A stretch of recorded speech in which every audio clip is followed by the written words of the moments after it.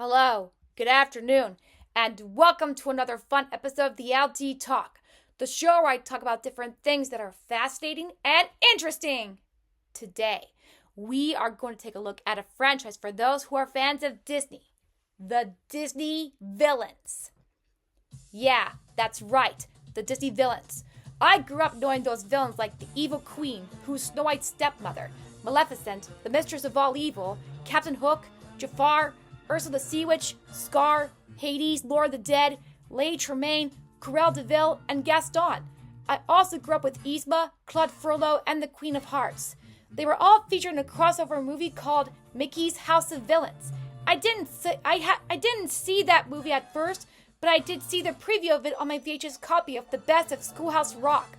I did see the movie later on. I almost forgot that I also grew up with the villains like Shere Khan the Tiger and Kaa the Snake. Not all villains can reform in the end. Only a few of them do. I wonder if they will be featured in other Disney crossover movies someday. They did appear in a Disneyland Halloween commercial that I saw on YouTube. Captain Hook should see the look on his face. Maybe one day there will be more crossover movies that feature all the Disney villains together, and they would take over Halloween. I used the villains for decorating Halloween. That's what I did. Well, maybe someday there will be more crossover movies that feature all the Disney villains together.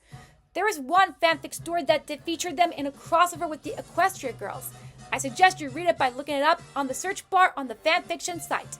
L.D.E Talk is brought to you by the Disney villains. Remember, if you want to see a crossover story of them, go to fanfiction and create your own with the Disney villains.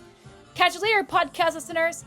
See you next time at the same place and time, right here on L.D.E Talk.